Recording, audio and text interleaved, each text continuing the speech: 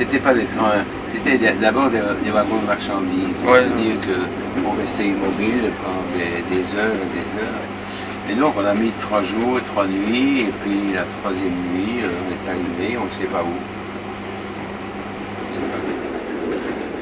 Moi, je leur dis simplement qu'ils doivent être prudents. Prudent. Simplement, l'avenir c'est vous et c'est vous qui allez former cet avenir. Et je ne fais pas de politique, moi. Donc je dis, Ouais. mais, vous savez, vous avez une raison, vous avez un cerveau, vous devez essayer de voir, essayer d'analyser, etc. Mais pas être passif et se laisser mener comme des moutons. Ouais. Les uns se sont laissés amenés dans l'abattoir, les autres ont réagi et ils sont devenus des bourreaux.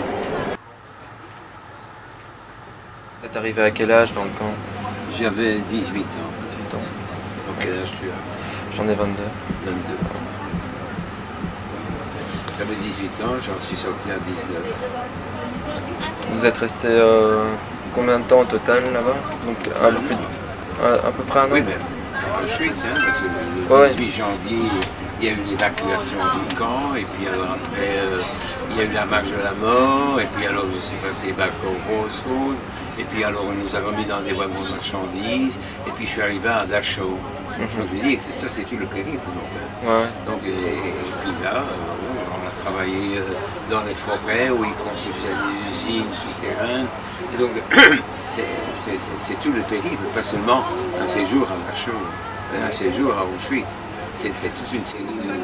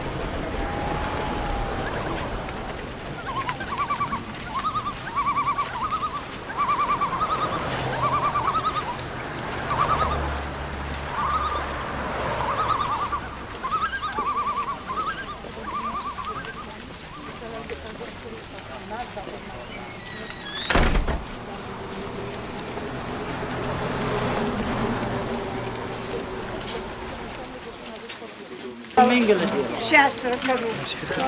Сестру, мою швестру, привязал на кресло, привязанный был. On les a Да, вот так apportés мы dans сидели на le кресле, financier, связанные. Сюда была деревяшка, сюда, ligotés. да, чтобы мы не головой не Et alors крутили, la нас tête, тут связали. la tête aussi pour qu'elle ne puisse pas la bouger. И такой круг, много проводочков. Et alors ils ont déposé un instrument plein d'aiguilles sur la tête. Да. И в электро. Et avec de l'électricité.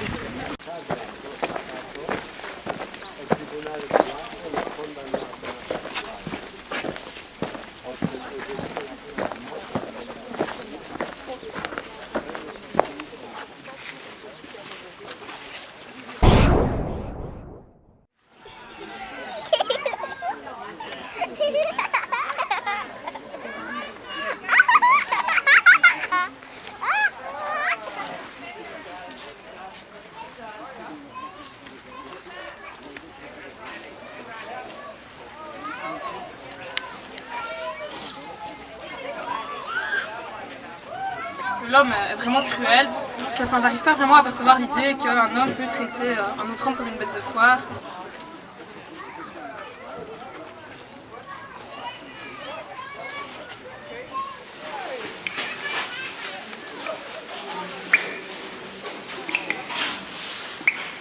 Chambre à gaz ici. Je sais pas moi, quand j'ai visité les chambres à gaz, j'ai vraiment ressenti quelque chose comme s'il y avait quelque chose qui s'était passé, quoi. C'était fort dur.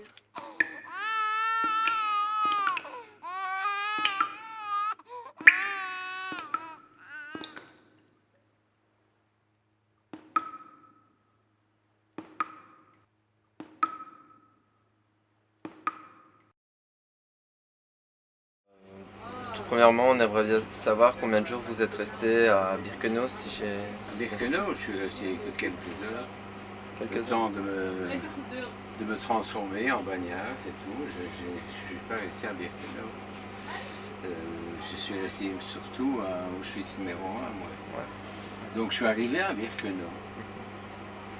Mais ça a duré que quelques heures.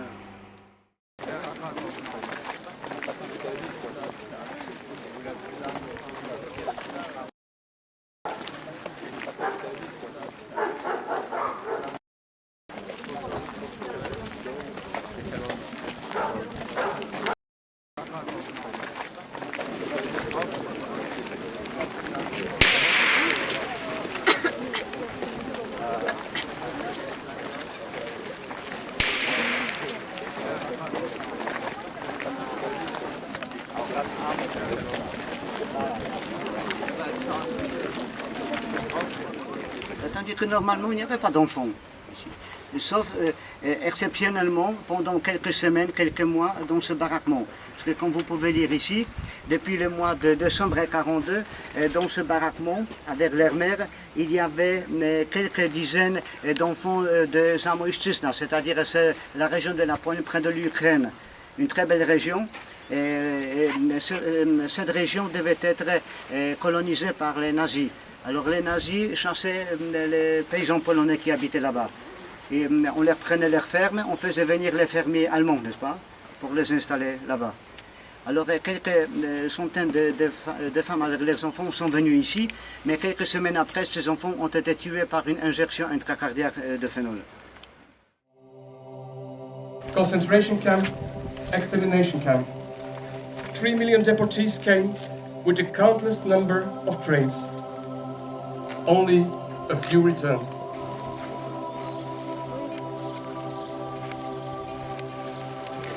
Le sol où nous posons nos pieds est fait de leurs cendres, de leurs souffrances et de leurs souvenirs. Certains, et je m'adresse aux jeunes, avaient votre âge. D'autres étaient enfants ou bébés. D'autres encore avaient déjà tout un passé, une histoire et une longue expérience. En Belgique, de 1942 et en 1944, près de 26 000 femmes, hommes et enfants ont été envoyés de la caserne d'Ossin à Malines au sinistre lieu que nous visitons. Et seuls 1240 de ces 26 000 déportés, soit moins de 5%, sont revenus en Belgique en mai 1945.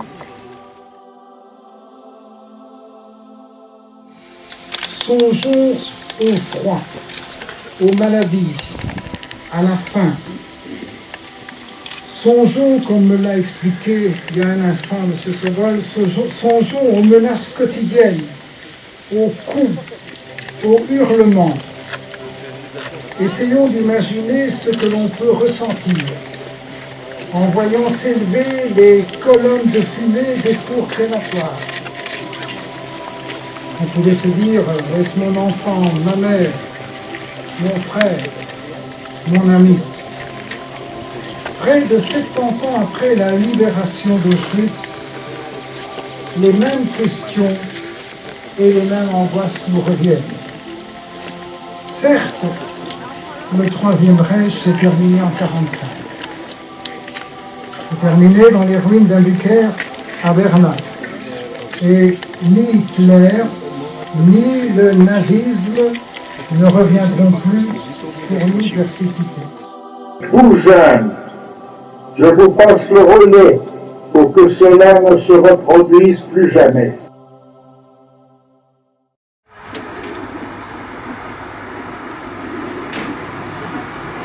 Je trouve ça extraordinaire parce que c'est un voyage, donc il y a un millier de jeunes. De faire la démarche d'abord, de se rendre sur place, c'est déjà vraiment quelque chose d'extraordinaire. Et puis alors de consacrer des journées de vacances ou des journées même d'études, etc. pour faire ce voyage. Donc je veux dire que c'est très important. Et puis le retour. Et là j'espère que finalement il en restera quelque chose. Que vous allez en parler autour de vous, à vos copains, en disant... Et parce que l'avenir c'est quand même vous, c'est pas moi. Oui, comme il dit, je pense que c'est à nous maintenant à faire attention. C'est à nous les jeunes qu'on ne doit pas refaire cette faute-là. J'étais dans un petit commando, ils voulaient nous ramener vers Munich, donc vers Dachau, et puis bon, le train a été bombardé, puis je me suis évadé, j'ai été caché par des soldats français qui étaient là depuis 5 ans et travaillaient dans les fermes, dans des prisonniers de guerre, donc ils travaillaient dans les fermes et ils remplaçaient le fermier qui a été mobilisé, etc. C'est comme ça que j'ai été libéré le 1er mai 1945. Dès que vous avez été libéré, la première chose que vous avez faite? Eh bien, la première chose que j'ai faite, c'est que j'avais un uniforme de prisonnier de guerre français. Ouais. Et c'était dans un petit village à Hansing. J'ai circulé dans ce village et puis j'ai découvert un dépôt de vêtements neufs de l'armée allemande. Et je me suis payé sur l'armée allemande. Il y avait des sacs, il y avait des chaussures, des très bonnes chaussures, des bas, enfin, moi j'avais rien. Ouais. Donc j'ai pris un uniforme de tankiste noir.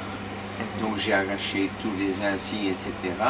J'avais des chemises noires, et j'étais habillé et j'avais un sac avec des vêtements neufs, tout neufs.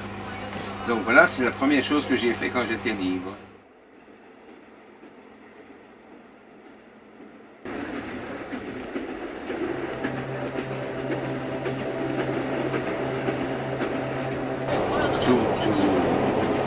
Tout ce que j'essaie de faire transmettre aux jeunes, c'est de les faire réfléchir. C'est ça, de les faire réfléchir sur ce problème. Et je essaie de leur donner un message d'espoir. En disant, voilà, la vie, bien sûr, n'est pas toute rose, hein, ça ne tombe pas du ciel. Il faut de l'imagination, dans tous les métiers que vous voulez, hein. Il faut de l'imagination, il faut de la créativité, il faut beaucoup de travail. Et c'est ça, et alors vous arriverez dans le métier que vous avez choisi. Ouais. Vous pouvez arriver, parce que pourquoi il y en a qui réussissent, pourquoi il y en a qui foutent rien, parce qu'ils se contentent simplement d'aller au chômage, et c'est tout. Donc je veux dire que pourquoi c'est une question de personnalité. J'ai été l'esclave des nazis, je peux être l'esclave de ma destinée aussi.